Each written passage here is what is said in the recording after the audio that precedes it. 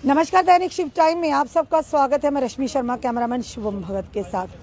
धारा 370 को लेकर लगातार बयानबाजी भी होती आई है, जहां पर एक तरफ भाजपा के नेता और भाजपा कहती है कि धारा 370 को वापस लाना क़यामत की आखिरी सुबह तक ऐसा नहीं होगा, भूल जाएं। और साथ ही साथ अब गुलाम नबी आज़ाद का एक बयान आना कि 370 को भूल ही जाइए।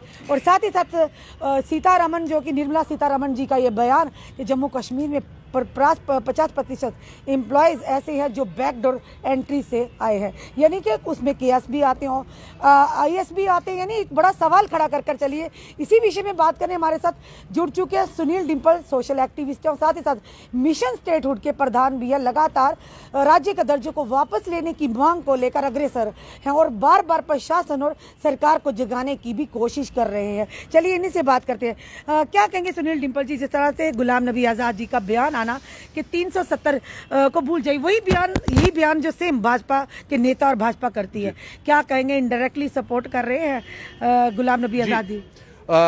रश्मि मैडम, आपने बड़ा अच्छा सवाल किया। और इस गुलाम नबी आज़ाद साहब के इस बयान के बाद हमारे जम्मू कश्मीर की 1 करोड़ 30 लाख अवाम, बेरोजगार नौजवान, व्यापारी और एक शख्स जम्मू कश्मीर का बहुत हैरान है, दुखद है और अफसोस जाहिर कर रहा है कि इतने बड़े कांग्रेस के वरिष्ठ नेता, कदावर नेता गुलाम नबी आज़ाद जी ने एक मामूली से बयान में यह कह दिया कि जम्मू कश्मीर रियासत के 370 को, आर्टिकल 370 को भूल जाइए, ये फिजूल का है। अरे आज़ाद साहब, ये फिजूल का बयान नहीं है।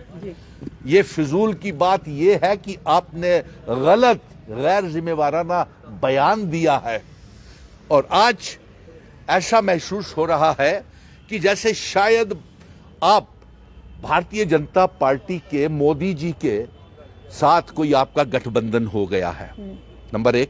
नंबर 2, या ये ऐसा महसूस होता है कि आप मुख्यमंत्री बनने के लिए बड़े उतावले हो रहे हैं। भले ही जम्मू कश्मीर की रियासत जल जाए, हमारी आइडियोलॉजी, आइडेंटिटी, कल्चर, इतिहास, डोगरा रियासत, हमारे बुजुर्गों की विरासत, महाराजाओं की रियासत, वो विरासत जो महाराजा गुलाब सिंह जी से लेकर के हरि सिंह जी तक और रंजीत सिंह जी ने जो हमें दी थी, जिसका विलय भारत के साथ हुआ था और कांग्रेस ने ही उस समय महाराजा हरि सिंह जी के साथ मिलकर के ये स्पेशल स्टेटस, विशेष अधिकार 370 हमें दिया था। और आपको इस गैर जिम्मेवाराना बयान को लेकर के जम्मू कश्मीर की आवाम की तरफ से माफी मांगनी चाहिए उनसे। आज इससे जम्मू कश्मीर और लद्दाख, तीनों क्षेत्र, वो तो निराश हुए ही और आपने सबको धोखा दिया। और शायद आपका कोई गठबंधन मोदी जी के साथ हो गया है। इस तरह से आप कटाक्ष कर रहे हैं, कहीं ना कहीं ये कहेंगे इनडायरेक्टली, डायरेक्टली कहेंगे, और साफ तौर पर कह रहे हैं कि कहीं ना कहीं अगर बोली आज गुलाम नबी आज़ाद भाजपा की बोल रहे हैं तो कहीं ना कहीं अंदर से कोई ना कोई तालमेल जुड़ चुके हैं। जी बिल्कुल हुआ है। ऑल पार्टी मीटिंग के बाद तो इनके बदले से सुर नजर आ रहे हैं। दूसरी तरफ जो कांग्रेस पार्टी के जो काफी सारे वर्कर्स हैं, नेता हैं, उन्होंने पार्टी की जो पोस्टें हैं वहां से बेसिक जो पोस्टें जो उनको मिली थी, जिम्मेदारियां, उनसे इस्तीफा दिया और ये कहना है कि गुलाम नबी आज़ाद कोई एज ए सीएम कैंडिडेट। तो वही तो हम आपसे कह रहे हैं ना कि ऑल पार्टी बैठक के बाद, जो प्रधानमंत्री जी के, नरेंद्र मोदी जी के बाद, हमें बदला हुआ रंग रूप इनका नजर आ रहा है। और अब हमारा यह कहना है कि गुलाम नबी आज़ाद साहब, मिशन स्टेटहुड 5 अगस्त 2019 के बाद हम ये पहले दिन से ही कह रहे हैं कि जम्मू कश्मीर के लोगों के साथ बहुत बड़ी बेइंसाफी हुई है, बहुत बड़ा धोखा, विश्वासघात हुआ है।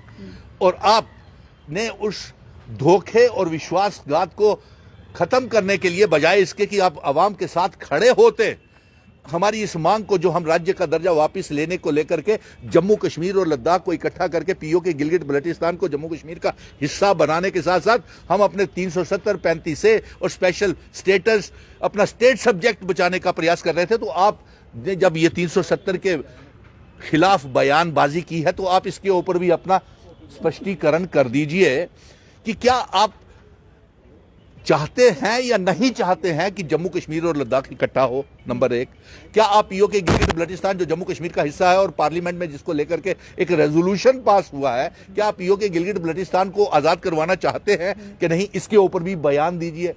और साथ में सबसे पहले तो मैं सोनिया गांधी और राहुल गांधी जी से पूछूंगा कि क्या ये आपका कांग्रेस का स्टैंड है जो गुलाम नबी आज़ाद साहब ने बयानबाजी की है?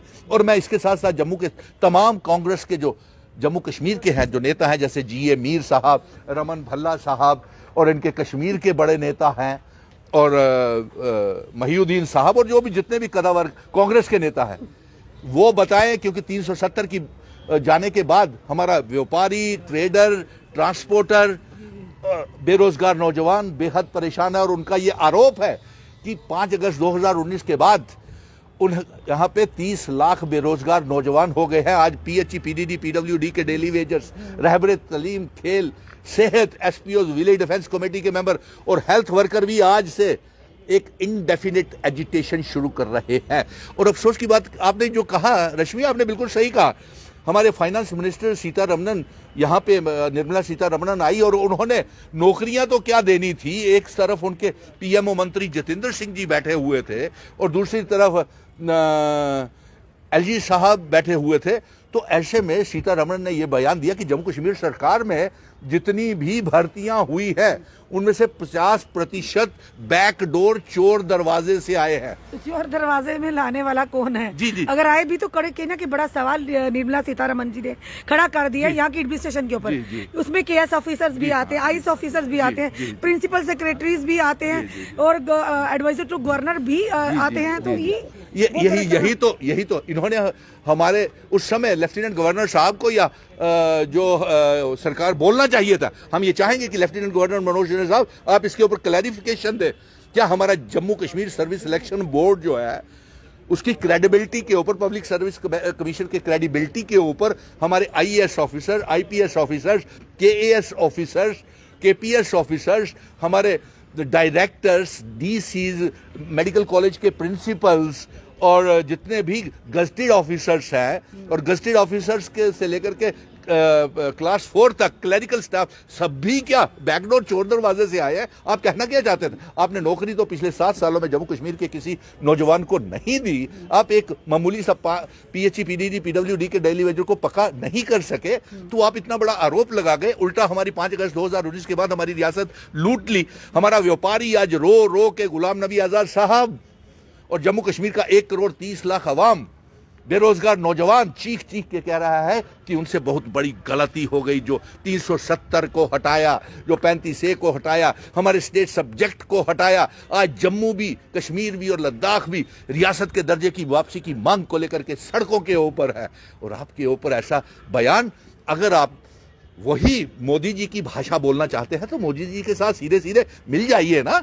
अब क्यों हमारे जम्मू कश्मीर की आवाम की इस तरह की पहले बयानबाजी नहीं दी गई थी गुलाम नबी आजाद जी? मैंने कहा ना, ऑल पार्टी बैठक के बाद ये बदले बदले से सुर नजर आ रहे हैं और जल्द ही मुझे लगता है, और ये तो इन्होंने तस्लीम कर लिया। हम मांग कर रहे हैं कि चुनावों से पहले रियासत का दर्जा हमको वापस मिलना चाहिए, हमारा 370 स्पेशल स्टेटस हमको वापस मिलना चाहिए।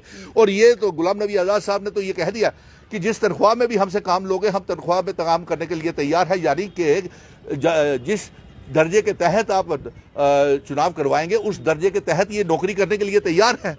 तो ये ऐसा नहीं चलेगा। हमारा मिशन स्टेटहुड का ये रोड मैप है कि आप हमारा जम्मू कश्मीर और लद्दाख को इकट्ठा करें, पीओके गिलगिट बल्टिस्तान को आज़ाद करके जम्मू कश्मीर का हिस्सा बनाएं, और उससे पहले ये हमारी चुनावों से पहले ये रियासत मिलनी चाहिए, नंबर 1। और मैं तमाम राजनीतिक दलों से ये कहूंगा जो आज मिशन स्टेटहुड के रोड मैप के ऊपर चल रहे हैं, जम्मू कश्मीर को राज्य का दर्जा, सिर्फ यही हमारी मांग नहीं है। हमारी ये मांग है कि जम्मू कश्मीर और लद्दाख को इकट्ठा करके पीओके गिलगिट बल्टिस्तान को आज़ाद करवा के स्पेशल स्टेटस और 370 को नए जम्मू कश्मीर के नक्शे में शामिल करना चाहते हैं। गुलाम नबी आज़ाद, डॉक्टर फारूक अब्दुल्ला, उमर अब्दुल्ला, भारतीय जनता पार्टी के पीएमओ मंत्री अमित शाह जी और नरेंद्र मोदी जी, ये पार्लियामेंट का सेशन चल रहा है रश्मि। मैं ये गुहार लगाऊंगा कि इस पार्लियामेंट सेशन में एक स्पेशल बिल, जिस तरह से किसानों के विरोधी बिलों को खारिज किया गया है। ये जो हमारे काले कानून जो हम पे थोपे हैं, इन्हें भी जो 5 अगस्त को थोपे गए हैं 2019 को, उन्हें भी रिपील करके हमारे जम्मू कश्मीर की खुशहाल रियासत हमें वापस लौटाए। अगर आपके पास रोड मैप नहीं था तो आपने हमारी खुशहाल खूबसूरत रियासत का बंटवारा क्यों किया, एक बद से बेहाल क्यों किया। आज तमाम लोग, आज नीलाम हो गया हमारा जम्मू कश्मीर। आज व्यापारी ठगा हुआ महसूस कर रहा है।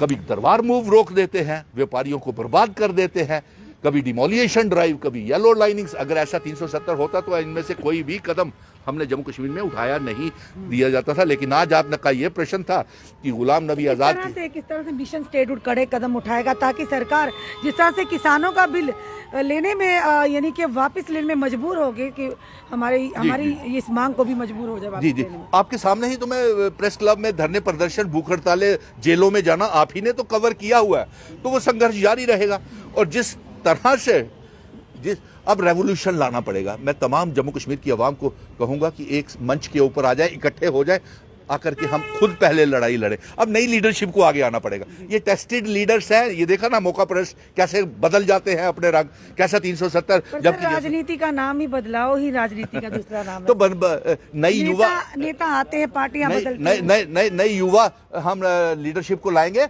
और एक जम्मू कश्मीर का नया इतिहास लिखेंगे। जय हिंद, जय भारत। धन्यवाद सुनील डिम्पल जी हमारे साथ जुड़ने के। दर्शकों, ये थे हमारे साथ मिशन स्टेटहुड के प्रधान, जिसे आज शुरू तो इन्होंने किया था, पर आप उसी रोड मैप पर काफ़ी सारी सियासी पार्टियां, काफ़ी सारी सियासतदान उस पर चल रहे हैं कि अब मांग कर रहे हैं कि मिशन स्टेटहुड यानी कि हमें राज्य का दर्जा वापस मिले। और वहीं दूसरी तरफ इन्होंने कहीं ना कहीं सवालों के कटघरे में खड़ा किया गुलाम नबी आज़ाद को, जहाँ पर एक तरफ भाजपा कहती थी कि क़यामत की आखिरी रात तक, सुबह तक यानी कि उनको राज्य का दर्जा यानी कि 370 वापस नहीं मिलेगा। पर कहीं ना कहीं वही दूसरी तरफ अब गुलाम नबी आज़ाद भी ये कहते नजर आए हैं कि भूल जाए, बेकार है 370 की वापसी।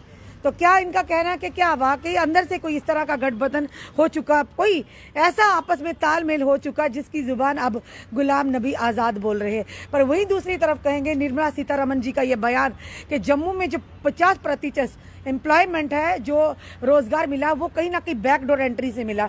और ये बड़ा सवाल भी है कहीं ना कहीं, उनमें KS ऑफिसर्स भी हैं, IAS ऑफिसर्स भी हैं।